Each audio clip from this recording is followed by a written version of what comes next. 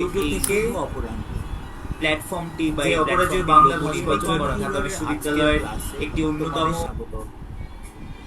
আজকের ক্লাসটি তোমাদের সকল বিশ্ববিদ্যালয়ে ভর্তি পরীক্ষার্থীদের জন্য অত্যন্ত গুরুত্বপূর্ণ। আজকের ক্লাসটিতে আমরা গাইডলাইন নিয়ে কথা বলবো, যে তোমাদের একটি নির্দেশনা যে কিভাবে তোমরা ঢাকা বিশ্ববিদ্যালয় সহ দেশের প্রায় সবগুলো পাবলিক বিশ্ববিদ্যালয়ে চান্স পাবে। তো কালক্ষেপণ করব না, আমি রজত শুক্র রায়, পড়াশোনা করছি ঢাকা বিশ্ববিদ্যালয়ে। তো এবার শুরু করা যাক ক্লাসটি, এবং এই ক্লাসটির মাধ্যমে আমরা কিছু দিক নির্দেশনা পাবো, এবং এছাড়াও আরো নানা বিষয় নিয়ে আজকের ক্লাসটি সাজানো হয়েছে, যার প্রতিটি মিনিট তোমাদের জন্য অত্যন্ত গুরুত্বপূর্ণ বলে আমি মনে করি। তো আমরা ক্লাসে ফিরে যাই। তো আজকের ক্লাসটি ইউনিকর্ন কিউরর থেকে পাবলিশ করা হচ্ছে।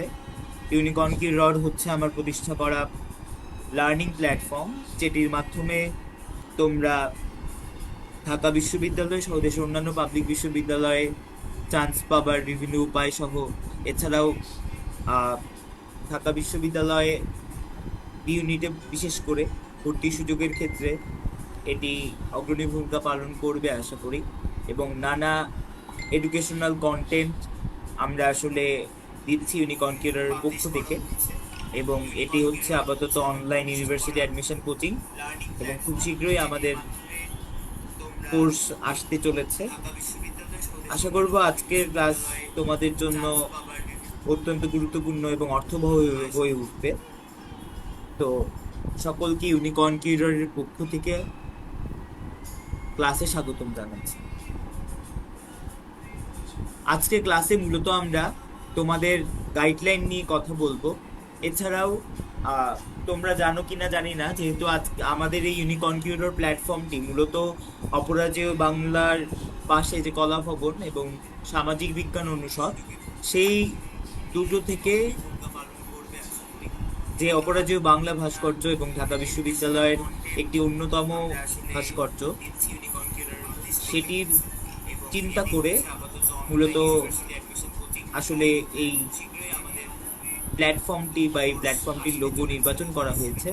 এবং ইউনিকর্ন কিউরের পক্ষ থেকে আমরা তোমাদের ঢাকা বিশ্ববিদ্যালয় খ ইউনিট, রাজশাহী বিশ্ববিদ্যালয় ক ইউনিট, চট্টগ্রাম বিশ্ববিদ্যালয় খ এবং ঘ ইউনিট, জাহাঙ্গীরনগর বিশ্ববিদ্যালয় খ এবং গ ইউনিট, গুচ্ছ বি ইউনিট, পিইউপি এফ এ ডাবল এস এবং এফ ট্রিপল এস, এছাড়াও মেরিটাইম ল এবং মেরিটাইম বিবিএ, এই কয়েকটি অ্যাডমিশন টেস্টের জন্য।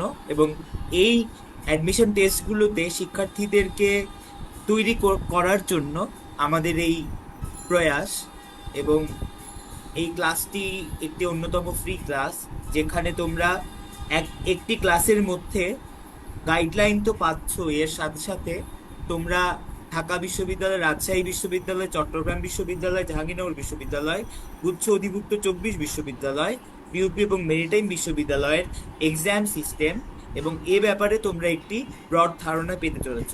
এছাড়াও পাবলিক বিশ্ববিদ্যালয় ক্র্যাক করার জন্য বিভিন্ন যে উপায় আছে, সেটিও তোমরা এই ক্লাসটির মাধ্যমে পাবে।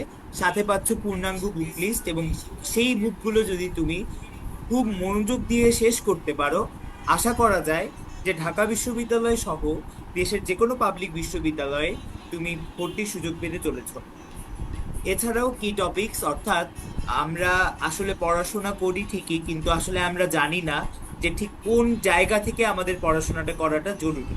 তো সেই জায়গা থেকে আমরা ক্লাসের শেষে তোমাদের জন্য কয়েকটি কি টপিকস দিয়ে দেব বাংলা, ইংরেজি এবং সাধারণ জ্ঞানের জন্য, যার মাধ্যমে সেই অংশগুলোই যদি তোমরা খুব সুচারুরূপে পড়ে ফেলো এবং কোয়েশ্চেনগুলো সলভ করো, বিভিন্ন ধরনের প্রশ্ন ব্যাংক আছে, সেখান থেকে যে কোনো একটি কালেক্ট করে, এবং কোন প্রশ্ন ব্যাংকটি ভালো হবে সেটিরও একটি নির্দেশনা দেওয়া হয়েছে ক্লাসের শেষে। এছাড়াও তোমাদের জন্য থাকছে কিছু সাজেশন ঢাকা বিশ্ববিদ্যালয়ের একজন শিক্ষার্থী হিসেবে। এবং যদি আমি একটু যুক্ত করি, 2022-23 শিক্ষাবর্ষে আমি ঢাকা বিশ্ববিদ্যালয় সহ নানা দেশের অন্যান্য পাবলিক প্রায় সকল বিশ্ববিদ্যালয়ে ভর্তির সুযোগ পেয়েছিলাম এবং এবং ঢাকা বিশ্ববিদ্যালয়ে শেষে ভর্তি হই। আচ্ছা, এছাড়াও আজকের ক্লাসে টাইম ম্যানেজমেন্ট এবং স্ট্র্যাটেজি নিয়ে আমরা কথা বলবো এবং আমার ঢাকা ইউনিভার্সিটি অ্যাডমিশন টেস্টের একটি গল্প দিয়ে আমি শুরু করব টাইম ম্যানেজমেন্ট এবং স্ট্র্যাটেজির ক্লাসটা বা অংশটা। তো কালক্ষেপণ করব না, আমরা ক্লাসে ফিরে যাই। আচ্ছা, তো আজকে ক্লাসটির নাম দেওয়া হয়েছে গাইডলাইন ক্লাস, মূলত এই অংশটার জন্য। আচ্ছা, আমরা একটু পড়ি, তাহলে আমরা আসলে বুঝতে পারবো যে কেন এই পয়েন্টগুলো তোমার জন্য একটি অর্থবহ বিষয়। আচ্ছা, বেসিক্স ক্লিয়ার রাখা, সবার ফার্স্টে তোমাদের বেসিক্স ক্লিয়ার রাখতে হবে। Like when you are reading in English, you have to be aware of all the English grammar. Okay, so all the English grammar. So ইংলিশের ক্ষেত্রে অবশ্যই তোমাদের বেশ ভালো একটি বেসিক থাকতে হবে এবং যেসব বিষয়গুলো যেমন পার্টস অফ স্পিচ, তারপর লিঙ্কার্স, তারপর ইনভার্সন, ড্যাংলিং মডিফায়ার, তারপর হচ্ছে তারপর হচ্ছে তোমার হচ্ছে বিভিন্ন পার্টস অফ স্পিচের কথা তো বলা হলো। এছাড়াও আরও যেসব দিকগুলো ইংলিশের জন্য মূলত লাগে, যেমন টেন্স, ভয়েস, ন্যারেশন, সো এই বিষয়গুলো কিন্তু তোমরা খুব ইজিলি পেয়ে যাচ্ছ।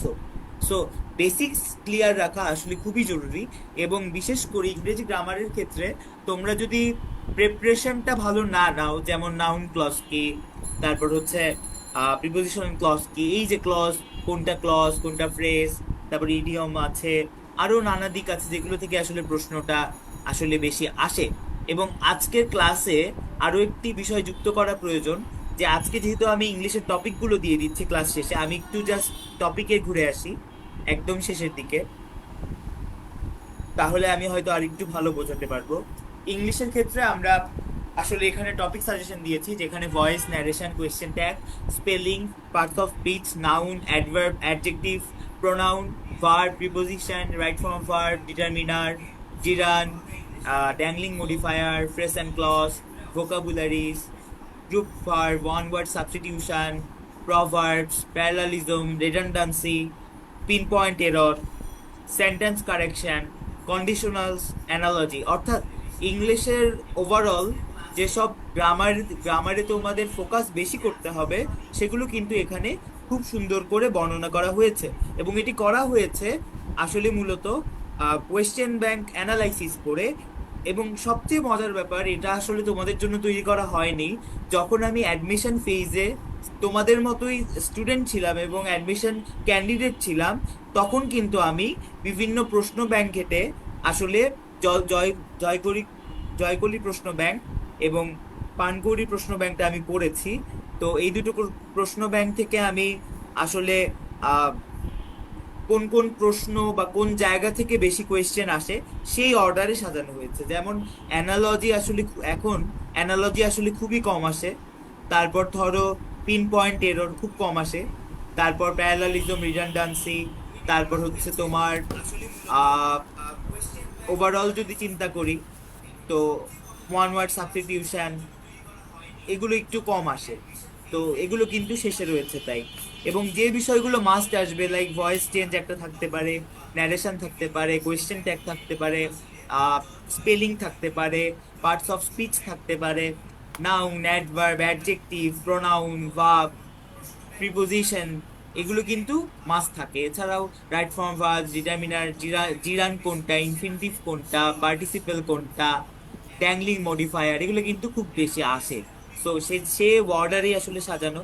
এবং ইংলিশ রিটেনের জন্য কিন্তু তোমাদের জন্য তোমরা অবশ্যই প্যারাগ্রাফ 10 থাকবে, ফ্রি হ্যান্ডিং রাইটিং তাই প্র্যাকটিস করতে হবে, ব্রেন স্টর্মিং করতে হবে। এবং রিসেন্ট যে ইস্যুগুলো, যেমন মেট্রো রেল, তারপর হচ্ছে কোটা সংস্কার আন্দোলন, তারপর হচ্ছে রক্তাক্ত জুলাই, এছাড়াও যেসব বিষয়গুলো আসলে আহ, খুবই রিসেন্ট, সেগুলো থেকে কিন্তু ঢাকা বিশ্ববিদ্যালয় প্রশ্ন করে। তো সেই বিষয়ে আমরা আসলে পরে আসবো। তো আমরা ইংরেজির ব্যাখ্যা দিতে গিয়ে আসলে এখানে চলে এসেছি। তো মেইন যে ক্লাসটা, আমরা ক্লাসে ক্লাসে একটু ফিরে যাই, একটু একটু যদি আমরা একটু দেখি। আচ্ছা, তারপর যদি আমি আসি যে বিগত প্রশ্ন অ্যানালাইসিস করে কি টপিকস খুঁজে বের করা এবং কোয়েশ্চেন ব্যাংক সলভ করা এবং প্র্যাকটিস করা, এবং এটা কিন্তু আমরা হাতে নাতে তোমাদের দেখিয়ে দিয়েছি যে ইংলিশটা তোমরা কিভাবে আসলে বেসিক্স ক্লিয়ার রাখবে এবং কিভাবে তোমরা কি টপিকস ধরে অ্যানালাইসিস করবে। আচ্ছা, তারপর হচ্ছে ক্লাস লেকচারের পর রিলেটেড লেসেন্স গুলো সহায়ক বই। তা আমার আশা করা যায় যে আমাদের কোর্স হোক বা আমরা আসলে কোর্স লঞ্চ করি কিনা, যদিও সেটা সময়ের বিষয়, কিন্তু যদি লঞ্চ করা হয় সেক্ষেত্রে তোমরা যদি আমাদের কোর্সে এনরোল করো, সেক্ষেত্রে আমাদের পক্ষ থেকে বা আমার পক্ষ থেকে তোমাদের প্রতি অবশ্যই একটি ভালো সাজেশন হবে যে ক্লাস লেকচারের পর ক্লাস রিডের লেসন সহায়ক যতগুলো বই আছে, যতগুলো কোয়েশ্চেন আছে সলভ করা। এবং এছাড়াও তোমরা যদি অন্য কোনো কোচিং সেন্টার ফলো করো আর বাসায় নিজেও পড়ো, সেক্ষেত্রে কিন্তু তুমি যেখানেই পড়ো সেখানকার যদি তোমার কোনো মেন্টর থাকে, তার যে ক্লাস লেকচার আছে তার ক্লাস লেকচারের পর ক্লাস রিলেটেড যা আছে সব পড়ে ফেলা। লাইক ধরো ধরো তোমাদের ফার্স্ট ক্লাসে বাংলা ধ্বনি পড়ালো, এখন ধ্বনিতত্ত্ব পড়ালো। এখন এই ধ্বনিতত্ত্ব রিলেটেড যত ধরনের প্রশ্ন রয়েছে সব প্রশ্নই কিন্তু তোমাদের খুব ভালো করে গুছিয়ে আহ, পড়তে হবে। তো সেক্ষেত্রে তোমাদের যদি ধ্বনিতত্ত্ব পড়ায়, এখন কোচিং এর একটা লেকচারে বা একটা ক্লাসের লেকচারে বা কোনো মেন্টরের লেকচারে আসলে আহ, মাত্র 1 ঘন্টা বা 2 ঘন্টা সময়ের মধ্যে আসলে এত বড় অংশ কভার করাটা কঠিন হয়ে যায়। তো ব্যাপারটা এরকমও হতে পারে যে আসলে যে কোনো একটা অংশ মিস চলে গেছে, অথবা এমন হতে পারে কোনো একটা প্রশ্ন স্যার ভুলে সলভ করার নাই। তো সেই জায়গা থেকে যদি তুমি কোচিং এর শীট ছাড়াও আরো যদি তোমার হচ্ছে তুমি যে বইগুলো কিনবে অ্যাডমিশনের জন্য, সেখানেও তুমি কিন্তু অনেক অনেক প্রশ্ন পাবে। তো সেই প্রশ্নগুলোও যদি তুমি সলভ করো, আমার বিশ্বাস তোমাদের আসলে কোনো সমস্যাটা হবে না। তো সেক্ষেত্রে আমাদের অবশ্যই আহ, ধরো ইংলিশ ক্লাসে যদি তোমাদের ভয়েস চেঞ্জ করানো হয়, সেক্ষেত্রে তুমি অবশ্যই তোমার যত ভয়েস চেঞ্জ আছে বিগত বছরের এবং এবং ক্লাস লেকচারের লেকচার শিটের এবং এর পাশাপাশি তোমার কেনা সহায়ক বইয়ের সবগুলোই কিন্তু তোমরা ফলো করবে। আচ্ছা, এরপর হচ্ছে আহ আত্মবিশ্বাস দৃঢ় করা ও কোয়ালিটি এডুকেশন করা। এখন অ্যাডমিশন ফেজটা এত লং, অনেক সময় শিক্ষার্থীরা পড়তে পড়তে আসলে ক্লান্ত হয়ে যায় এবং ভাবে যে আসলে আমাকে দিয়ে সম্ভব নয়। হ্যাঁ, এটা আসলে ভাবাটা স্বাভাবিক অনেকের ক্ষেত্রে। তারা হয়তো নাও মনে করতে পারে যে আসলে এত কষ্ট করে পড়াশোনা করে তারপর হচ্ছে ইউনিভার্সিটি চান্স যদি না পাই তাহলে তো সব শেষ। তো এরকম কিছু আসলে আত্মবিশ্বাসের দোলাচল খেলা করে স্টুডেন্টদের মধ্যে, আমাদেরও করতো না এরকম নয়। তো সেক্ষেত্রে আমি মনে করি যে আসলে আত্মবিশ্বাস তোমাদের অত্যন্ত দৃঢ় করতে হবে, তোমাদের কোয়ালিটি এডুকেশন সার্ভ করতে হবে। আচ্ছা, তারপর হচ্ছে কতক্ষণ পড়ছি তা না চিন্তা করে কতটুকু পড়তে পেরেছি তা শর্ট করা। অর্থাৎ সাপোজ আমি চিন্তা করলাম যে আমি 10 ঘন্টা পড়বো। আচ্ছা, আমি 10 ঘন্টা টেবিলে বসে থাকলাম এবং বই বই হাতে নিয়ে পড়া মুখস্থর মতো পড়তে থাকলাম বা এমনি পড়তে থাকলাম। তো তারপর কি দেখা যাবে? দেখা যাবে যে ওভারঅল যদি আমি কথা বলি তাহলে দেখা যাবে যে মানে একটা অংশ পড়ার পর ক্লান্ত হয়ে আমি বইয়ের উপরই ঘুমিয়ে গিয়েছি, অথবা ক্লান্ত হয়ে আমার আসলে পড়াশোনাটা হচ্ছে না। লাইক, সো সেই দিক থেকে আমার কথা হচ্ছে আমরা কোয়ালিটি এডুকেশনে মন দিব, আমরা কোয়ান্টিটি না। অর্থাৎ আমরা 10 ঘন্টা পড়ছি এটা চিন্তা করব না, আমরা চিন্তা করব আমরা আজকে এই টপিকটা সব কোয়েশ্চেন সলভ করব, অথবা আজকে আমি আহ, এই বইয়ের এত থেকে এত পৃষ্ঠা A to Z শেষ করব, এবং যাতে আমি এটায় কোনো ভুল না করি সেজন্য যত ধরনের কাজ হয় করব। অর্থাৎ আমি যদি চিন্তা করি যে আমি এই বিষয়টা শেষ করব আজকে, তাহলে কিন্তু তোমার একটি গোল সেট হয়ে গেল, এবং সেই গোলটা আসলে অনির্দিষ্টকাল বা বেশি পড়াটা না, বা এটা লোক দেখানো কথাও না। তাহলে তোমার কিন্তু এটা ইজি, তোমার জন্য খুবই ইজি হবে। আচ্ছা, তারপর কি গুছিয়ে পড়ে পড়াটা বারবার রিভাইজ করা। অবশ্যই তোমাদের গুছিয়ে পড়ে পড়াটা বারবার রিভাইজ করতে হবে। অর্থাৎ তুমি যদি রিভাইজ না করো, there are many many information, there much much information, so but so overall so এতগুলো ইনফরমেশন আছে যে আসলে তোমার মাথায় সেটা ধারণ করাটা এত সহজ নয়। সেক্ষেত্রে গুছিয়ে পড়ে অবশ্যই তোমাকে বারবার বারবার রিভাইজ করতে হবে। After that time management. আচ্ছা, টাইম ম্যানেজমেন্ট আসলে খুবই জরুরি, খুবই খুবই জরুরি। কারণ আমার অ্যাডমিশন ফেজে আমি হচ্ছে ঢাকা ইউনিভার্সিটি, রাজশাহী, তারপর হচ্ছে গুচ্ছ অধিভুক্ত চট্টগ্রাম, সব ইউনিভার্সিটি চান্স পেয়েছি। বাট প্রথম যে ইউনিভার্সিটিতে আমি এক্সাম দিই আহ, সেটা হচ্ছে বিইউপি। তো বিইউপিতে আমার আসলে টাইম ম্যানেজমেন্ট সম্পর্কে কোনো ক্লিয়ার আইডিয়া সেভাবে যেটা এটা ওটা যেহেতু একদম ফার্স্ট এক্সাম ছিল, সো আমার এত আইডিয়া ছিল না, এবং আমার কাছে মনে হয়েছিল যে 60 মিনিটে 100টা দাগাবো যদি পারি। আসলে তো ব্যাপার না। বাট টাইম ম্যানেজমেন্টটা আসলে খুবই জরুরি, কারণ যখন আমি বিউপিতে চান্স পেলাম না, বা একটা ভালো প্রেপ নিয়ে, হয়তো 2 মাসে আমার প্রেপ এত ভালো ছিল না, কিন্তু আহ, আমার অ্যাটলিস্ট আত্মবিশ্বাস ছিল অ্যাটলিস্ট আমি ভাইবার কল পাবো, তো সেটাও হয়নি। এখন কথা হচ্ছে যে কেন হয়নি। হয়নি কারণ হচ্ছে আমার টাইম ম্যানেজমেন্ট নিয়ে কোনো আইডিয়া ছিল না আসলে। সো দেখা গিয়েছে যে আমি স্টার্ট করেছি পড়তে পড়তে পড়তে পড়তে, যখন আমি 100 নাম্বারে, তখন দেখা গিয়েছে যে সময় বাকি 5 মিনিট। তা আমার একটা ইয়ে ছিল যে তোমার আগে হচ্ছে কোয়েশ্চেনটা দেখে নিজে একটা আনসার ঠিক করে রাখতাম, করে তারপর যেটা পারতাম না ওটা গোল দিয়ে দিতাম যে ওটা স্কিপ, আফটার দ্যাট চলে যেতাম। তো এরকম করে করতে করতে দেখা গেছে 5 মিনিট বাকি, আমার একটাও দাগাই নেই, 100টা পর্যন্ত আমার দেখা শেষ। তো দেখা গিয়েছে শেষ 5 মিনিট আমার সবগুলো দাগাতে দাগাতে দেখা গিয়েছে যে আমি পারা প্রায় 10-15টা দাগাতে পারি নাই। কেন পারি নাই? কারণ আমার টাইম ম্যানেজমেন্টটা ঠিক ছিল না। তো সেই যে টাইম ম্যানেজমেন্টটা যে আমার ঠিক ছিল না, সেটা যে আমি উপলব্ধি করেছি, তারপর মেনি টাইম এক্সাম হলো, তারপর তোমার ঢাকা ইউনিভার্সিটি এক্সাম হলো, চিটাগং ইউনিভার্সিটি এক্সাম হলো, রাজশাহী ইউনিভার্সিটি এক্সাম হলো। সো ওভারঅল কিন্তু তোমার প্রায় এরপর যত ইউনিভার্সিটি আমি এক্সাম দিয়েছি, মানে বিউপির পর সব ইউনিভার্সিটি আমি চান্স পেয়েছি, যতগুলোতেই দিয়েছি। তো সেই জায়গা থেকে যদি আমি বলি যে আসলে, এবং টিউ ছাড়া তোমার হচ্ছে রাজশাহী ইউনিভার্সিটিতে আমি ল পেয়েছিলাম 60তম হয়ে, বা চবিতে আমি ভালো সাবজেক্ট পেয়েছিলাম। তো গুচ্ছতে আমি ল পেয়েছিলাম। সো ওভারঅল যদি আমি চিন্তা করি যে ওই টাইম গুলাতে, এবং ঢাবিতে তো অবশ্যই অ্যানথ্রোপলজি, তো ওই কথাটা যদি আমি চিন্তা করি, তাও কিন্তু তোমার টাইম ম্যানেজমেন্ট একটা বড় একটা ইস্যু। সো আমি যদি টাইম ম্যানেজমেন্ট সম্পর্কে আহ, আসলে অ্যাওয়ার্ড অফ না হতাম ওই বিউপির এক্সামের কারণে, তাহলে হয়তো এমনও হতে পারতো যে আসলে আমি আসলে অন্য কোনোটাতেই চান্স পেতাম না। তো সেক্ষেত্রে টাইম ম্যানেজমেন্ট আমার আমার জন্য যে কি হেল্প করেছে, এটা আসলে বলে বোঝানোর মতো নয়। আচ্ছা, এছাড়া কি আছে? বেশি বেশি মডেল টেস্ট দেওয়া, অবশ্যই তোমাদের মডেল টেস্ট বেশি করে দিতে হবে। আহ, কারণ তুমি যত মডেল টেস্ট দেবে, তো তত তুমি তোমার ভুল বা উইকনেস জায়গাগুলো খুঁজে পাবে। আচ্ছা, এর পাশাপাশি তোমাদের প্রস্তুতি নিয়ে শেয়ারটা দিতে হবে। সো আমরা যদি সাম আপ করি, তাহলে তোমাকে অবশ্যই বেসিকটা ক্লিয়ার রাখতে হবে, সব বিষয় ক্লিয়ার কনসেপ্ট থাকতে হবে, তোমার হচ্ছে প্রশ্ন ব্যাংক অ্যানালাইসিস করে কি টপিকস খুঁজে বের করে সেগুলো প্র্যাকটিস করতে হবে। তারপর হচ্ছে তোমার ক্লাস লেকচারে আমরা যা পড়াবো, সেটার যে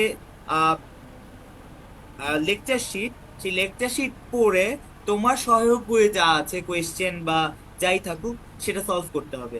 তারপর হচ্ছে তোমার আত্মবিশ্বাস দৃঢ় করতে হবে, কোয়ালিটি এডুকেশন নিশ্চিত করতে হবে। তারপর কতটুকু পড়ছি এটা আমার চিন্তা করতে হবে, কতক্ষণ নয়। এছাড়াও আমাদের গুছিয়ে পড়তে হবে, রিভাইজ করতে হবে, টাইম ম্যানেজমেন্ট করতে হবে।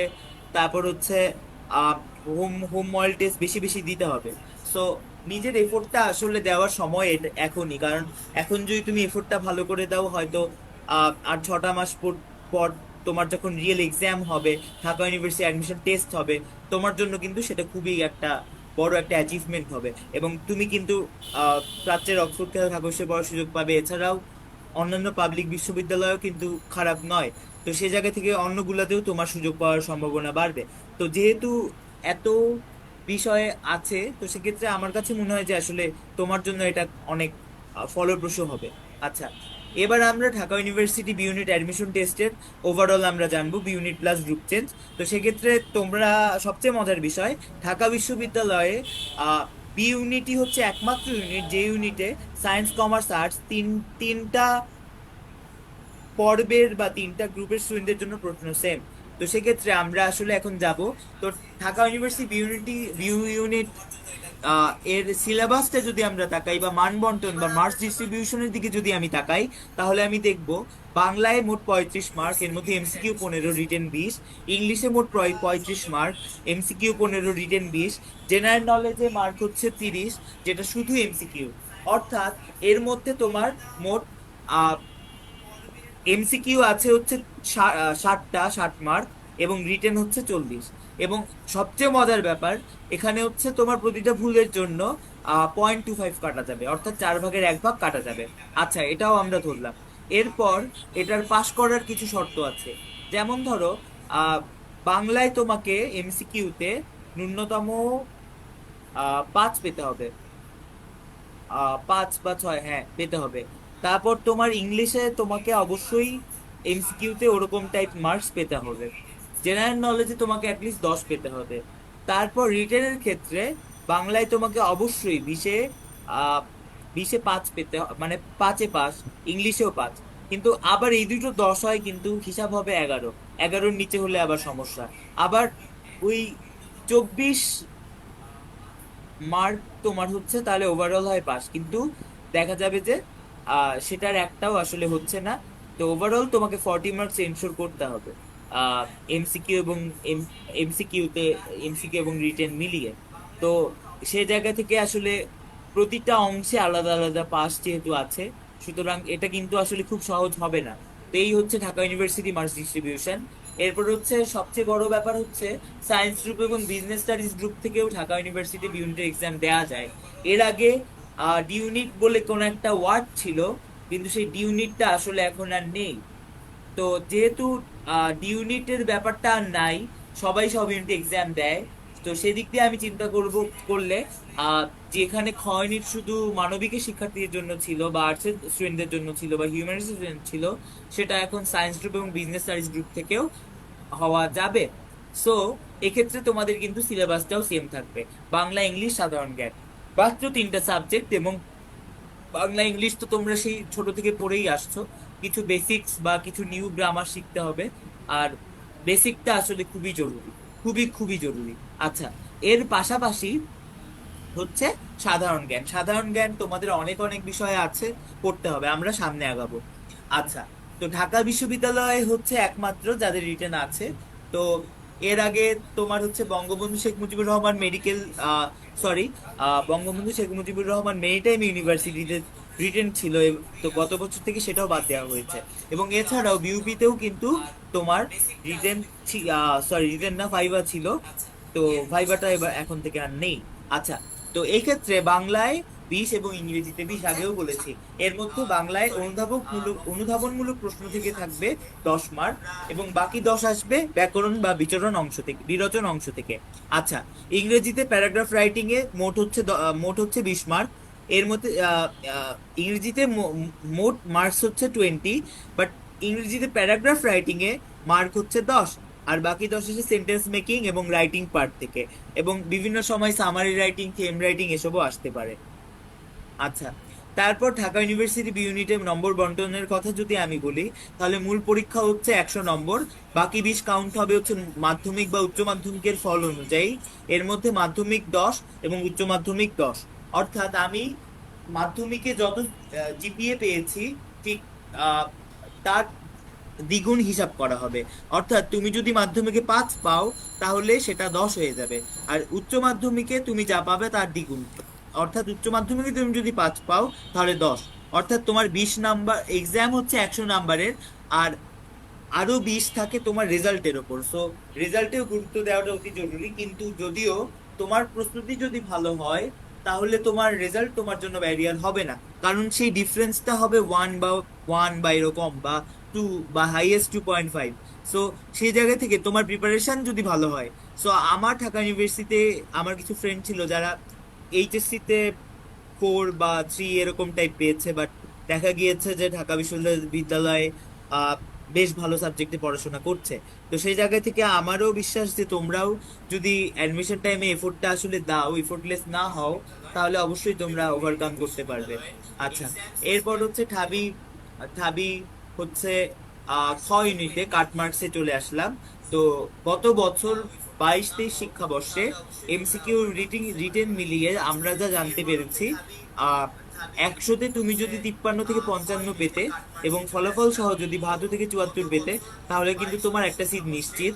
যদিও সেক্ষেত্রে সাবজেক্টটা একটু, যেমন ভাষাভিত্তিক সাবজেক্ট আসতে পারতো এরকম নাম্বারে। তো এরপর তুমি যদি ভালো সাবজেক্ট পেতে চাও, সেক্ষেত্রেও তোমার হচ্ছে নাম্বার, তোমার 75, 76, 77, বা 100-তে তোমার অ্যাটলিস্ট 56, 57, 58 পেতে হতো। তো সেদিক দিয়েও মিডিয়াম সাবজেক্ট পেতে তোমার অ্যাটলিস্ট তোমার ওভারঅল 120-এ তোমার 76, 77, 78, 80 এরকম নাম্বার পেতে হয়। আর ভালো সাবজেক্ট পেতে অবশ্যই তোমাদের 58 থেকে 70 মানে ছাড়া, মানে 120 ছাড়া, বা ওভারঅল যদি আমি বলি ভালো সাবজেক্ট পেতে তোমাদের হচ্ছে ধরো কি বলা যায়, ধরো 80 থেকে 90 তোমাদের পেতে হবে, এবং 100-র কথা চিন্তা করলে তোমার হচ্ছে 60 থেকে 65 পেতে হতো। সো সে জায়গা থেকে আসলে 22-23-এ আসলে ব্যাপারটা অনেক ফলাফল বিপর্যয় ঘটেছিল।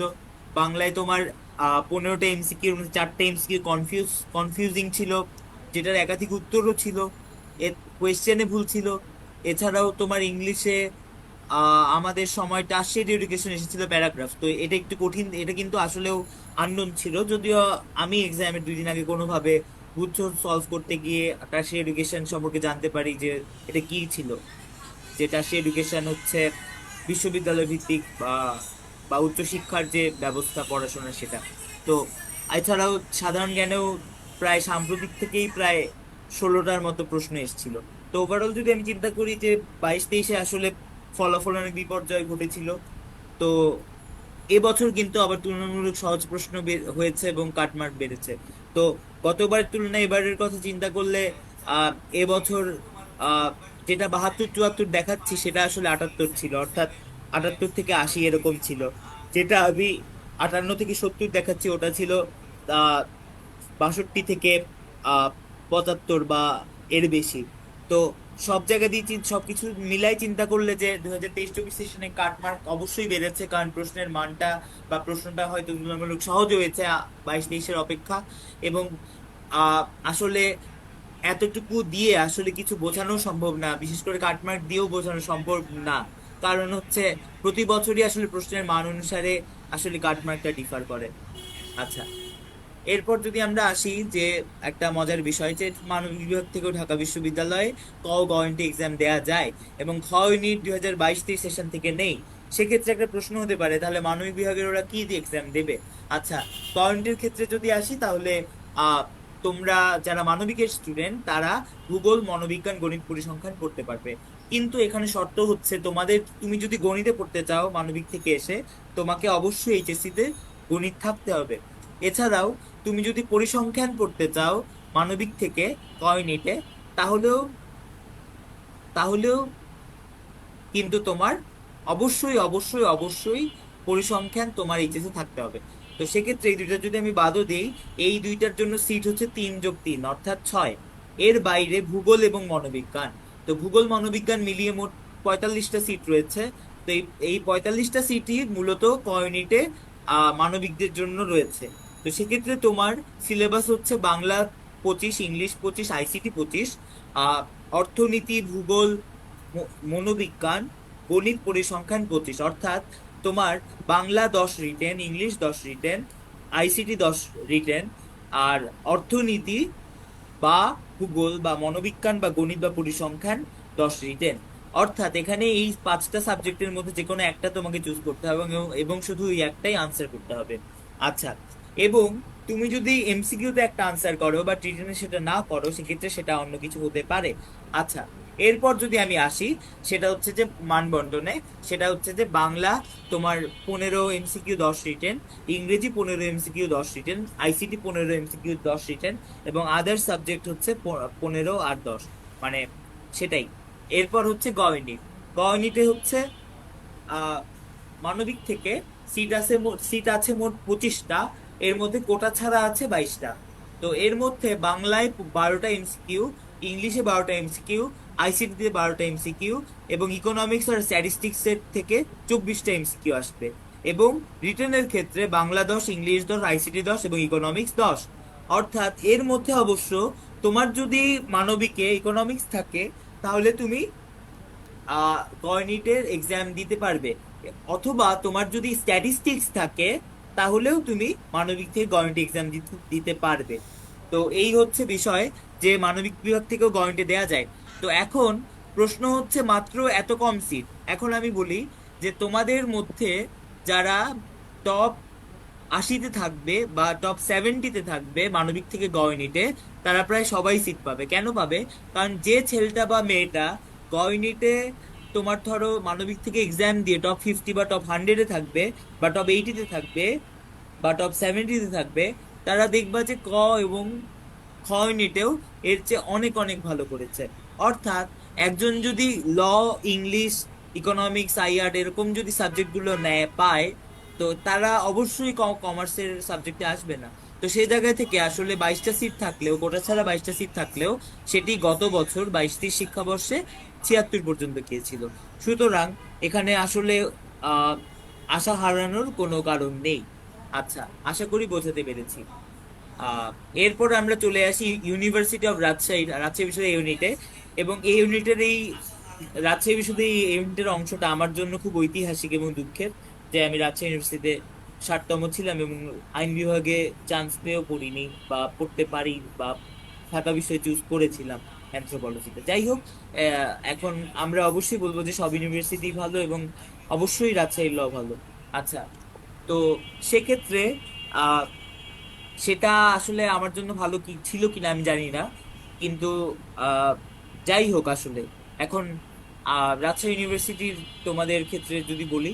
আচ্ছা, তো রাজশাহী ইউনিভার্সিটিতে তোমাদের হচ্ছে মোট রিটেন রিটেন তো রিটেনের মধ্যে তোমার রিটেন হচ্ছে 100, এর মধ্যে এমসিকিউ হচ্ছে 80।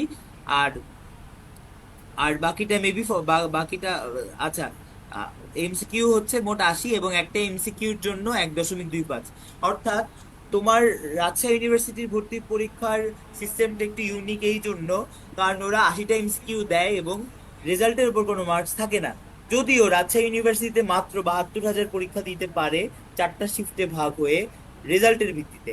তো যেহেতু তারা আগেই রেজাল্টের জন্য কাট রিমুভ অ্যাড হয়ে যাচ্ছে, তাই আসল এক্সামে আসলে রিটেনের কোনো মূল্য, রেজাল্টের কোনো মূল্য নেই। তো সেক্ষেত্রে আহ, বিজ্ঞান ইউনিট থেকে ক ইউনিট থেকে দিতে চাইলে জিপিএ 5, বিজনেস স্টাডিজ থেকে দিতে চাইলে নির্দিষ্ট জিপিএ, এবং মানবিক থেকে কমপক্ষে জিপিএ 4.67 পেতে হয় রাজশাহীতে এক্সাম দিতে বসতে গেলে। যদিও এটা 22-23 শিক্ষাবর্ষের হিসাব, 23-24 শিক্ষাবর্ষের ক্ষেত্রে সেটা 4.22 পর্যন্ত গিয়েছিল। আচ্ছা, এরপর চট্টগ্রাম বিশ্ববিদ্যালয়ে বি এবং ডি ইউনিটের ক্ষেত্রেও আহ, তোমাদের 100 নম্বরের মোট পরীক্ষা। এর মধ্যে প্রতিটি প্রশ্নের মান 1, এবং প্রতিটি ভুল উত্তরের জন্য তোমরা 0.25 কাটা যায়। তো এখানে ভালো সাবজেক্ট পেতে কাট মার্কস তোমার 85 থেকে 95 প্লাস মাইনাস। তো আমার বি ইউনিটে মেবি মার্কস ছিল 86.50, আর বি ইউনিটে মেবি মার্কস ছিল 81.50। আচ্ছা, তো সেক্ষেত্রে সেক্ষেত্রে ভালো সাবজেক্ট পেতে অবশ্যই কাট মার্কস 25 থেকে 95 প্লাস থাকতে হয়। তো আমার ডি ইউনিটে ছিল, তো আমি আমার আইআর এসেছিল ওভারঅল। তো এক্ষেত্রে তোমাদের অবশ্যই ভালো সাবজেক্ট পেতে কাট মার্কস হচ্ছে 85 প্লাস, এবং আসন নিশ্চিত করতে কাট মার্কস হচ্ছে 75 প্লাস। সো 120-এ আর কি। সো এবং আমি যদি একটা মিস্টেরিয়াস থিং বলে দেই, যে চট্টগ্রাম ইউনিভার্সিটির সব ভর্তি পরীক্ষায়, বিশেষ করে বি এবং ডি ইউনিটের এক্সামে, আমি যেটা দেখে সবচেয়ে বেশি অবাক হয়েছি, যে চবিতে প্রশ্ন প্রচুর রিপিট হয়, এবং 100টা প্রশ্ন করলে এর অর্ধেকই রিপিট হয়। তো এবং এবং এছাড়াও ওরা মূলত সাম্প্রতিক সময়কে মোটামুটি গুরুত্ব দেয়। এবং আমার যে ধারণা, ওরা আসলে বছরের পর বছর দেখা যায় কি, মানে আমার নিজস্ব এক্সপিরিয়েন্স, সবার সাথে মিলবে কিনা জানি না, সেটা হচ্ছে চট্টগ্রাম বিশ্ববিদ্যালয়ের প্রশ্ন অনেক রিপিট হয়, এবং সেটা অন্যান্য সব পাবলিক ইউনিভার্সিটি অ্যাডমিশন টেস্টের চেয়ে বেশি। তো তুমি যদি চবিতেও টার্গেট করো, সেক্ষেত্রে তুমি যদি চবির গত 10 বা 15 বছরের প্রশ্ন সব সলভ করতে পারো কয়েকবার রিভিশন সহ, আমার বিশ্বাস চবিতে তুমি টিকবে। এবং এর পাশাপাশি তোমাদের কি করতে হবে, তোমাদের অবশ্যই এর পাশাপাশি বই পড়তে হবে। তো সেটা হচ্ছে বিষয়। সো চবিতে চান্স পাওয়া আসলে সহজ, সেক্ষেত্রে একটু মাথা খাটালেই আসলে হয়ে যাচ্ছে। আচ্ছা, জাহাঙ্গীরনগর বিশ্ববিদ্যালয়ের ক্ষেত্রে যদি বলি, বি এবং সি, বি ইউনিট হচ্ছে সামাজিক বিজ্ঞান অনুষদ, এবং সি হচ্ছে কলা ও মানবিক অনুষদ। আচ্ছা, তো এক্ষেত্রে জাহাঙ্গীরনগরে মোট এমসিকিউ 80টা মার্ক 1.25 কাট, আর রেজাল্টের উপর 20 মার্ক থাকে। তো ভালো সাবজেক্ট পাওয়ার উপর কাট মার্কস ভ্যারি করে কোয়েশ্চেনের উপর, এবং কোনো শিফট ওয়াইজ রেজাল্ট হয় না রাজশাহীর মতো। তো সেক্ষেত্রে আসলে ভাগ্যটাও অনেকটা ফেভার করা বলা চলে। এবং যতগুলো পাবলিক ইউনিভার্সিটির এক্সাম আছে এর মধ্যে প্রায় সবগুলো থেকে সবচেয়ে কঠিন এবং স্ট্যান্ডার্ড মানের কোয়েশ্চেন আসে জাহাঙ্গীরনগর বিশ্ববিদ্যালয়, নো ডাউট। এবং এখানে সিট অনেক কম, কিন্তু এখানে আসলে জাহাঙ্গীরনগর সবচেয়ে বড় বিষয় হচ্ছে জাহাঙ্গীরনগর বিশ্ববিদ্যালয়ে যতজন শিক্ষার্থী ততটা সিট, যেটা এখনো ঢাকা বিশ্ববিদ্যালয় নিশ্চিত করতে পারেনি। আচ্ছা, GST affiliated 24 universities, general science and technology 24। So ইউনিটের ক্ষেত্রে তোমাদের হচ্ছে 100 নম্বরের পরীক্ষা হয়, এবং এর মধ্যে হচ্ছে তোমার এক এক ফুল হলে 0.25 কাটা এবং ঠিক হলে 1। এবং এক্ষেত্রে সেরা মান হচ্ছে 64+, মধ্যম মান 58 থেকে 64, নিম্নমান 55 থেকে 58। তো এক্ষেত্রে এটা ছিল 2022-23 সেশনের ক্ষেত্রে কাটমার্কস। বাট এই বছর 23-24-এ আমরা ভর্তি পরীক্ষায় বিরাট ফলাফল বিপর্যয় দেখেছি, যেখানে আমার নিজের অর্জন করা নাম্বার চেয়েও এই 23-24-এর গুচ্ছ পরীক্ষায় নাম্বার অনেক অনেক কম ছিল।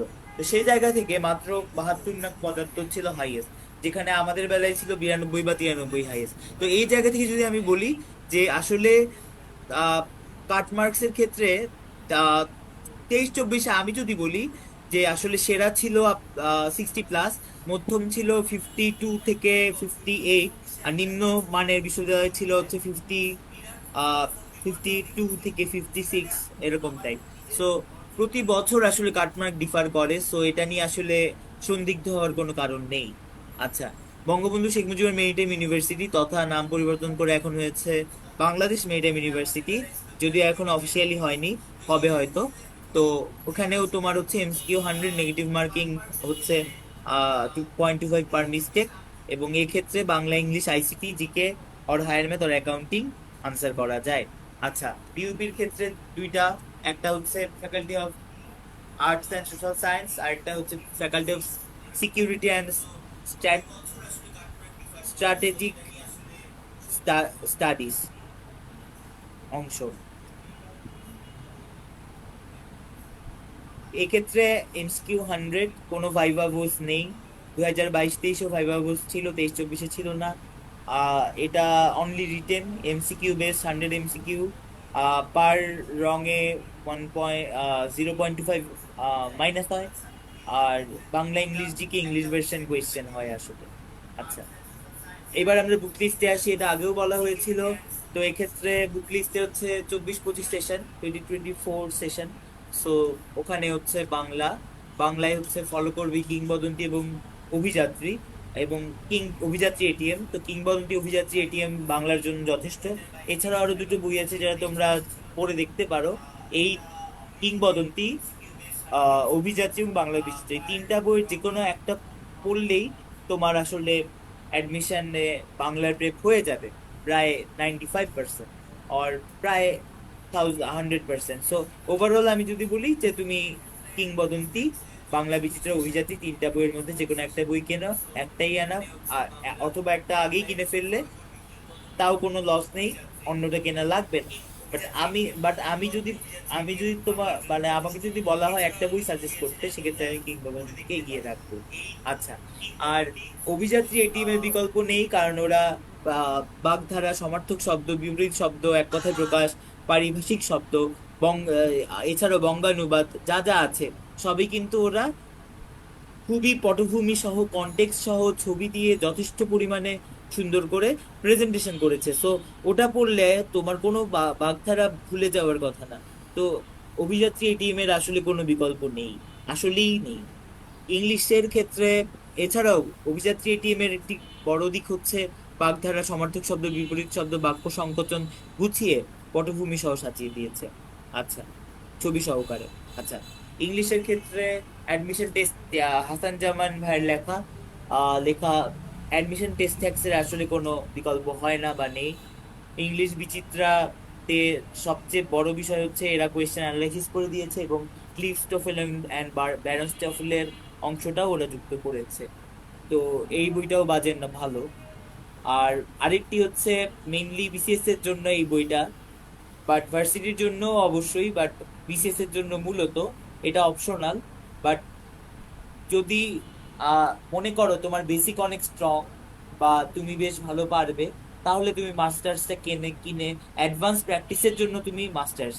ফর বিগিনার আমি বলবো ইংলিশ বিচিত্রা কেনো, আর অ্যাডমিশন টেক্সট হ্যাক্স কিনো, বা অ্যাডমিশন হ্যাক্স কিনো। আর মাস্টারের ক্ষেত্রে হচ্ছে তুমি যখন বেসিকটা ক্লিয়ার হয়ে যাবে, যখন তুমি মনে করবে আরো 1 2 মাস 3 মাস পর যে তুমি তোমার ইংলিশে বেসিকটা অনেক ভালো হয়েছে, তাহলে তুমি কোয়েশ্চেন সলভের জন্য মাস্টার বইটা কিনে কোয়েশ্চেন সলভ করতে পারো ইংলিশে। আচ্ছা, সাধারণ জ্ঞানের ক্ষেত্রে MP3 মাস্ট, কারণ MP3 জিকের বেসিকটা দুর্দান্ত। তাই MP3 বাংলা ও আন্তর্জাতিক মেইনলি ফর BCS, তাও আমি কিনতে বলবো কারণ জিকের বেসিকটা গ্রো করার জন্য। আর এছাড়াও খন্দকার জিকে এবং জোবায়ের জিকে যে কোনো একটি কিনতে পারো, but I will suggest Khandakar GK, এটা বেটার। আচ্ছা, জয়কলি মৌলিক বিষয়াবলী, আর্টস গ্রুপের সাবজেক্ট থেকে জিকেতে অনেক কোয়েশ্চেন হয়, সো বইটা আসলেই পড়া জরুরি। কারণ জয়কলি মৌলিক বিষয়াবলী বইটা আসলে আহ অর্থনীতি, পৌরনীতি, মনোবিজ্ঞান, ভূগোল ও পরিবেশ, ইতিহাস, সমাজকর্ম, যুক্তিবিদ্যা অর্থাৎ এবং আইসিটি, অর্থাৎ আর্টসের সব গ্রুপের সব সাবজেক্ট এবং আইসিটি মিলিয়ে আসলে অনেক কোয়েশ্চেন হয়, বিশেষ করে গুচ্ছতে এটা বেশি করে। ঢাবিতেও আসলে এটা হয়েছে কয়েকবার। সো সেক্ষেত্রে মৌলিক বিষয়গুলি পড়ার কোনো বিকল্প নাই। আচ্ছা, এছাড়াও জুবাইরস পাবলিকেশন থেকে ওরা যেমন জুবাইরস জিকে সাজেশন, জুবাইরস জিকে বের করে, ঠিক সেরকম জুবাইরস মৌলিক জিকে বের করে, ঠিক সেরকম জুবাইরস রিসেন্ট ক্যাপসুল বের করে, যেগুলো আসলে রিসেন্ট ঘটনা নিয়ে তৈরি। তো সেক্ষেত্রে প্রতি 1.5 মাসে একটা করে ক্যাপসুল বের হয়। তো এবারেরটা এখনো বের হয়নি, এবারটা বের হওয়ার পর থেকে তোমরা এটা কিনতে পারো, কারণ রিসেন্ট অ্যাফেয়ার্স এর জন্য সাম্প্রতিক ক্যাপসুলের বিকল্প নাই। আর কারেন্ট অ্যাফেয়ার্স কিনতে নিষেধ করব। আর সবচেয়ে বড় বিষয় কি, আমি যে ঢাকা বিশ্ববিদ্যালয়ে পড়ছি সেটার আরো একটি মূল কারণ হচ্ছে এই ক্যাপসুল। কারণ আমি এক্সামের আগের দিন জুবাইর জিকের লাস্ট যে সংখ্যাটা মানে ক্যাপসুল 4, সেটা আমি পড়ে যাই। তো পড়ে যাই, ভালো, পড়ো, সমস্যা কি, পড়ে যাই। তো ওই সময় এক্সামের আগের দিন পড়েছি, কিন্তু ওটা ওটা থেকেই প্রায় 11টার মতো কোয়েশ্চেন আমি কমন পেয়েছি জিকেতে হুবহু। মানে আহ, ঢাকা ইউনিভার্সিটি কিন্তু রিসেন্ট কোয়েশ্চেনের ক্ষেত্রে সবচেয়ে রিসেন্টটা করে। তো সেক্ষেত্রে তুমি যদি 1 2 3 শেষ করে 4 দেখো যে 4 অ্যাডমিশন টেস্টের 1 সপ্তাহ আগে 4 বেরোচ্ছে, তাহলে তুমি অবশ্যই 4 কিনবে। কারণ 4 নাম্বারটা কেনার ফলে তোমার একদম রিসেন্ট যেটা ঘটেছে সব তোমার হাতের মুঠোয় চলে আসবে। তো সেক্ষেত্রে এটাও খুবই জরুরি একটা বই। আচ্ছা, এরপর রিটেন পার্টের জন্য ইউসিসি ইউনিট রিটেন সাপ্লিমেন্ট কিনতে পারো। জয়পুরি রিটেন সাপ্লিমেন্টও খারাপ নয়।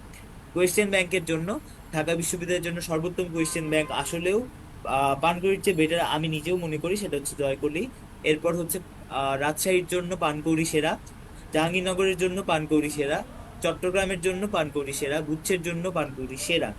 এছাড়াও মেরিটাইমের জন্য তোমরা পড়তে পারো পড়তে পারো আহ জয়কলি মেরিটাইমে।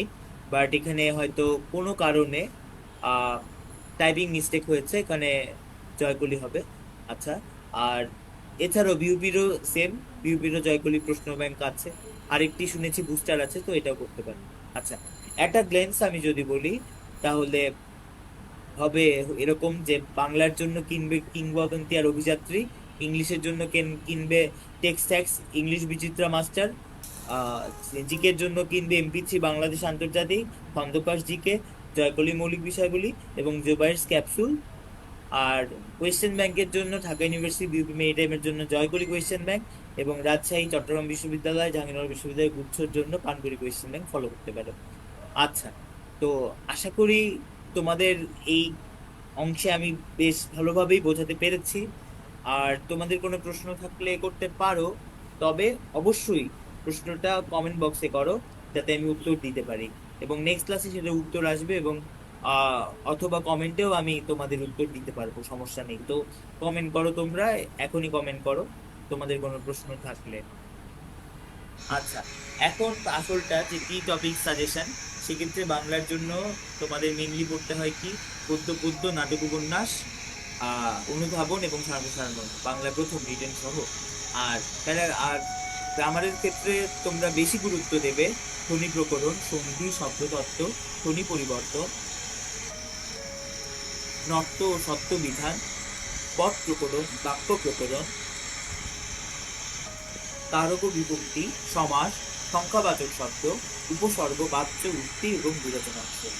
ইংরেজির ক্ষেত্রে গুরুত্ব দেবে ইংলিশ ফর টুডে বই, প্যারাগ্রাফ, ফ্রি হ্যান্ড রাইটিং এর জন্য, প্যারাগ্রাফের জন্য ফ্রি হ্যান্ড রাইটিং প্র্যাকটিস করতে হবে, সেন্টেন্স মেকিং প্র্যাকটিস করতে হবে, এক্সপ্লানেশন প্র্যাকটিস করতে হবে, এবং কোনো পয়েম থেকে theme writing or any story থেকে সামারি রাইটিং প্র্যাকটিস করতে হবে। এবং গ্রামারের জন্য রয়েছে আহ, আসার ক্রম অনুসারে সবচেয়ে কম আসবে অ্যানালজি ওভারঅল। আচ্ছা, যাই হোক, তো আসার ক্রমানুসারে সবচেয়ে বেশি থেকে সবচেয়ে কম, voice, narration, question tag, spelling, parts of speech, noun, adverb, adjective, pronoun, verb, preposition, right form verbs, determiner, gerund infinitive participle, dangling modifier, phrase clause, vocabs, group verb, one word substitution, proverbs, parallelism and redundancy, pinpoint error, sentence correction,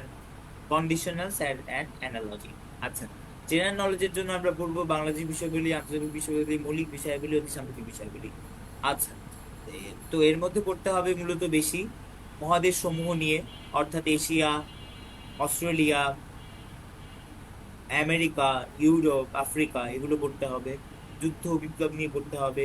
Bangladesh বিষয়গুলির জন্য বাংলাদেশকে নিয়ে জানতে হবে, বাংলার প্রাচীন ইতিহাস জানতে হবে, বাংলার বিভিন্ন জনপদ জানতে হবে, বাংলায় মুসলিম শাসনামল জানতে হবে, প্রাচীন জনপদ জানতে হবে, 57 থেকে 71 সব জানতে হবে, সংবিধান সম্পর্কে সব জানতে হবে, বাংলাদেশের নন্দনী সম্পর্কে সব জানতে হবে, বাংলাদেশের ক্ষুদ্র নৃগোষ্ঠী সম্পর্কে জানতে হবে, অতি সাম্প্রতিক বিষয়গুলি নিয়ে কাজ করতে হবে। মৌলিক বিষয়গুলির মধ্যে রয়েছে ভূগোল, পরিণতি, অর্থনীতি, ইতিহাস, যুক্তিবিদ্যা, মনোবিজ্ঞান, সমাজবিজ্ঞান, ইসলামের ইতিহাস, আইসিটি। আচ্ছা, আর টাইম ম্যানেজমেন্ট স্ট্র্যাটেজির কথা যদি আমি বলি, সেক্ষেত্রে আমি যদি বলি স্ট্র্যাটেজি এবং টাইম ম্যানেজমেন্ট কিভাবে আমার বিরুদ্ধে আমাকে চান্স পাইয়েছে, আমি বলি প্রথমে এক্সামের শুরুতে হচ্ছে এমসিকিউ। সো আমি একটু অ্যানোটেট করবো এখন। আচ্ছা, অ্যানোটেট করি। আচ্ছা, হ্যাঁ। তো আমার ঢাকা ইউনিভার্সিটিতে আহ, ঢাকা ইউনিভার্সিটি ইউনিট 2000 কত 22-23 না,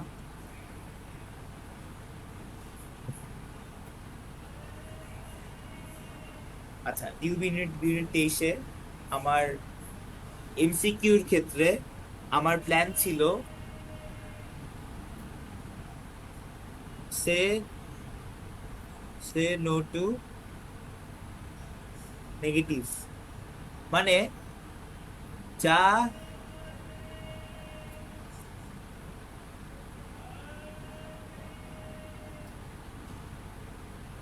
মানে হচ্ছে যা যা আমি পারি না বা আইডিয়া নাই সেটা দাগাবো না। সেক্ষেত্রে আমি বাংলা আমি দাগিয়েছিলাম হচ্ছে তোমার 13টা, ইংলিশে দাগানো হয়েছে 12টা, আর জিকে দাগিয়েছি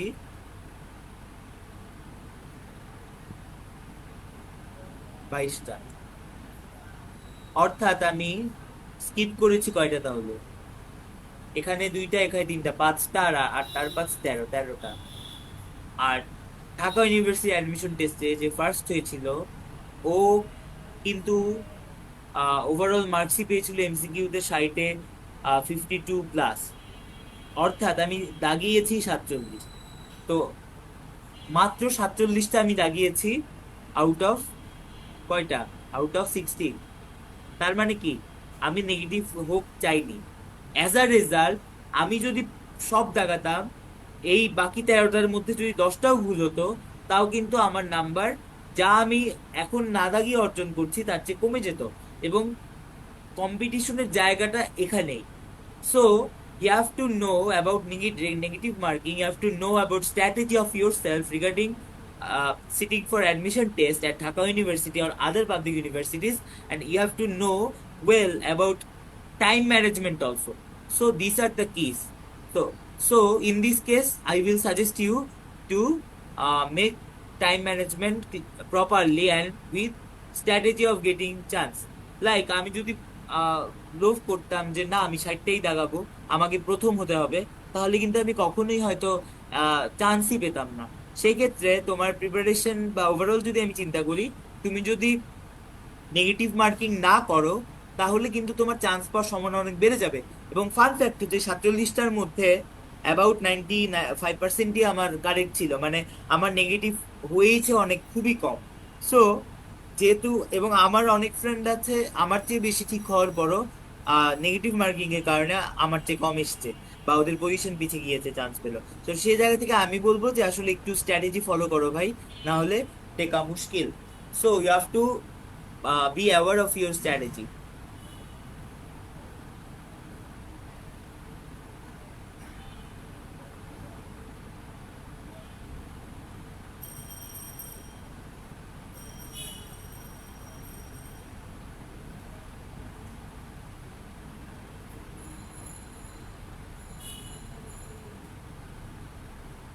আচ্ছা।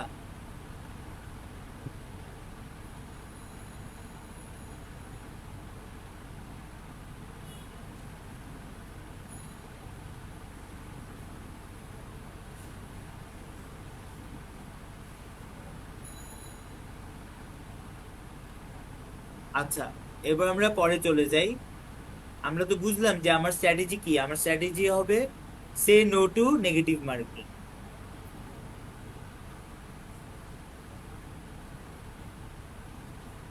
কি say no to negative marking? So আমার স্ট্র্যাটেজি হবে say no to negative marking and time ম্যানেজমেন্টের ব্যাপারটা তো বলেইছি।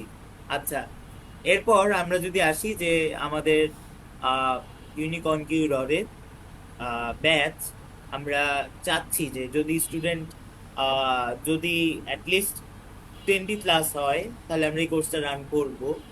এবং 30 সেপ্টেম্বর পর্যন্ত কোর্সটিতে এনরোল করা যাবে। আহ, এর মধ্যে এটা বিকাশ হচ্ছে, নাম্বার দেয়া আছে, তোমরা এটাই কল দিয়েও জানতে পারো। এছাড়াও কল ছাড়াও তোমরা এই নাম্বারে তোমরা এনরোল করতে পারো, এই এই নাম্বারেও বিকাশ করে এনরোল করতে পারো আমাদের কোর্সে। তো যদি ব্যাপারটা এরকম হয় সামহাও কোর্সটা হলো না বা হচ্ছে আহ, আমরা অপারগ হলাম, সেক্ষেত্রে আমরা তোমার যে টাকাটা সেটা রিফান্ড করে দেওয়ার ব্যবস্থা করা হবে। সো আশা করি ব্যাপারটা ক্লিয়ার। যে ক্লাস হবে সেখানে বিপির স্টুডেন্টরা টিচার হিসেবে আনা হবে, বা অন্যান্য অন্যান্য যেগুলো আসলে আমরা অপারগ হয়েছি ওগুলাই যারা রান করেছে বা পেয়েছে চান্স বা পরে, তারাই কিন্তু এখানে ক্লাস টিচার হিসেবে আছে। এবং আমাদের টিচিং প্যানেলে যারা আছে তাদের প্রায় সবাই ঢাকা ইউনিভার্সিটির স্টুডেন্ট এবং সবাই ঢাকা বিশ্ববিদ্যালয়ের টপার। তো সেই জায়গা থেকে আমার আশা হবে যে তোমরা আমাদের এই ফ্রি ক্লাসগুলো করো এবং করে আমাদের ক্লাসের কোয়ালিটি গুলো বুঝো, দেন হচ্ছে তোমরা নিজেরা আমাদের কোর্সে এনরোল হতেও পারো। তো সেক্ষেত্রে তোমাদের কোনো প্রেশার করা হচ্ছে না, বাট তোমরা এনরোল হতেও পারো, আমরা আমাদের কমিটমেন্ট রাখতে বদ্ধপরিকর। আচ্ছা, এরপর আমরা ক্লাসের একদম শেষ পর্যায়ে এসে চলেছি। আজকের ক্লাসে আমরা ওভারঅল একটা অ্যাভিড গাইডলাইন পেলাম, আমরা একটা অ্যাভিড অ্যাভিড গাইডলাইন পেয়েছি,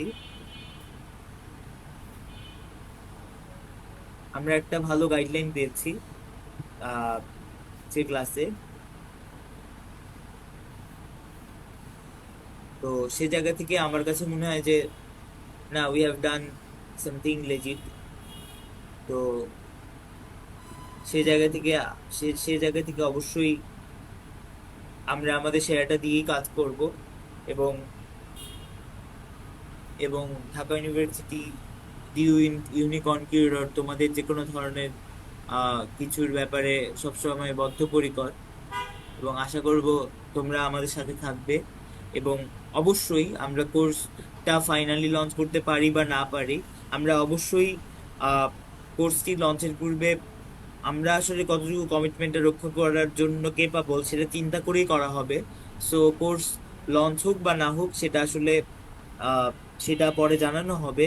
এবং আমরা আশা করব যদি কোর্স না লঞ্চ করা যায় সেক্ষেত্রে তোমরা ফ্রি ফ্রি ক্লাস তো করতে পারছো। এর পাশাপাশি যদি কোর্সটা লঞ্চ করাও হয়, যেহেতু আমরা নিজেরা এই ব্যাপারে যেহেতু আমরা নিজেরা কোর্সটা লঞ্চের ব্যাপারে আহ, আমরা কমিটমেন্টটা ধরে রাখতে পারবো কিনা সেটা একটা অ্যাকাউন্টেবিলিটির জায়গা। তো সেটা আমরা যদি আমরা কোর্স আনিও সেটা অ্যাকাউন্টেবিলিটির জায়গাটা কনফার্ম করেই আনা হবে। সো ব্যাপারটা এরকম না যে আমি এখন কোর্স লঞ্চ করে দিলাম পরে সেটা আর বাদ হয়ে গেল। ব্যাপারটা হয়তো এরকম যে যে কোর্সটা যে কোর্সটা আমি লঞ্চ করতে চাচ্ছি সেটা আসলে আমরা করতে কতটা বদ্ধপরিকর বা কতটা আমরা কমিটমেন্টটা ধরে রাখতে পারবো বা আমরা সে ক্যাপাবিলিটি আছে কিনা। সো এটা ক্রস চেক করে আসলে করা হবে। এবং যদি কোর্সটা লঞ্চ করা হয় এতটুকু তোমরা ধরে নিতে পারো যে আসলে এটা ক্রস চেক করা হয়েছে এবং আমরা আমাদের কমিটমেন্ট রক্ষা রক্ষা করতে বদ্ধপরিকর। তো আজকে ক্লাসে মূলত আমরা গাইডলাইন নিয়ে কাজ করলাম এবং আমরা গাইডলাইন এবং হচ্ছে আমরা আজকের ক্লাস থেকে একটা অ্যাডভাইজরি থিংস আমরা পেলাম, যেটা আসলে তোমাদের জন্য সাহায্য করবে অনেকভাবে। এছাড়াও ঢাকা ইউনিভার্সিটি, রাজশাহী ইউনিভার্সিটি, চবি, জাহাঙ্গীরনগর সহ আরো যত ইউনিভার্সিটি আছে ওগুলো কিন্তু আমরা খুব ইজিলি কিন্তু আমরা হচ্ছে এটার যে মার্কস ডিস্ট্রিবিউশন, সিলেবাস, এক্সাম কেমন হয়, কিভাবে হয়, সেটা কিন্তু আমরা খুব পুঙ্খানুপুঙ্খ ওয়েতে জানলাম। এরপর আমরা ডিসকাশন করেছি এটা নিয়ে। এর পাশাপাশি আমরা একটা স্বতন্ত্র বুক লিস্ট দিয়েছি আরেকবার পুনর্মার্জন করে। তারপর হচ্ছে আমরা কি টপিকস, সাজেশন, বেসিক এভরিথিং নিয়ে আমরা কিন্তু কাজ করেছি। এছাড়াও টাইম ম্যানেজমেন্ট স্ট্র্যাটেজি এগুলো এগুলো নিয়েও কিন্তু আমরা গল্পের ছলে বিভিন্নভাবে আলোচনা করেছি। তো আশা করা যায় যে আজকের ক্লাসে তোমাদের জন্য খুব অর্থবহ হয়েছে। তোমরা একটি ভালো গাইডলাইন পেয়েছো, এটা ফলো করার চেষ্টা করো, বেশি বেশি এক্সাম দাও, তোমাদের কনফিডেন্স বাড়াও, কোয়ালিটেটিভ রিডিং করো, ভালো মতো পড়াশোনাগুলো করো, কোয়েশ্চেন ব্যাংক অ্যানালাইসিস করো, কোয়েশ্চেন ব্যাংক সলভ করো। তাহলে কিন্তু তোমরা খুব ভালোভাবে ব্যাপারটি ওভারকাম করতে পারবে। তারপর হচ্ছে বিভিন্ন ইউনিভার্সিটি, শুধু ঢাকা ইউনিভার্সিটি না, আমরা যেহেতু পুরো পাবলিক ইউনিভার্সিটি, আর্টস স্টুডেন্টদের জন্য যেহেতু আমরা পাবলিক ইউনিভার্সিটি নিয়ে কাজ করছি, তাই আজকের এই ক্লাসে শুধু ঢাকা বিশ্ববিদ্যালয় নয়, ঢাকা বিশ্ববিদ্যালয় ছাড়াও অন্যান্য বিশ্ববিদ্যালয়ের ভর্তি পরীক্ষা সিস্টেম এবং এটাও বলে রাখি ঢাবি ছাড়া বাকি সবগুলোতেই সেকেন্ড টাইম আছে। তো সেক্ষেত্রে আহ, প্রতিটা ইউনিভার্সিটির এক্সাম সিস্টেম সম্পর্কে আজকের ক্লাসে আমরা জেনেছি। সো ওভারঅল যদি আমরা চিন্তা করি যে আজকের ক্লাসে বুক লিস্ট আমরা দিয়েছি, আজকের ক্লাসে আমরা কি টপিকস নিয়ে কাজ করেছি, আজকের ক্লাসে আমরা তোমাদেরকে সাজেশনস দিয়েছি, তোমাদের বেসিক্সটা স্ট্রং করার জন্য কিছু পরামর্শও ছিল। এর পাশাপাশি টাইম ম্যানেজমেন্ট স্ট্র্যাটেজি, এগুলোও কিন্তু একটা বড় ব্যাপার। তো ওভারঅল আমার কাছে মনে হয় যে আজকের ক্লাসটায় আমরা আসলে সফল এবং আশা করি তা তোমাদের বুঝতে সাহায্য করবে। এবং কমেন্ট বক্স খোলা তোমাদের জন্য, তোমরা যে কোনো ধরনের প্রশ্ন করতে পারো। আশা করি সবকিছু সুন্দর হবে এবং তোমাদের জন্য অনেক অনেক শুভকামনা। Unlock your potential with the due conqueror. এবং আজকের ক্লাসের সমাপ্তি ঠিক এখানে।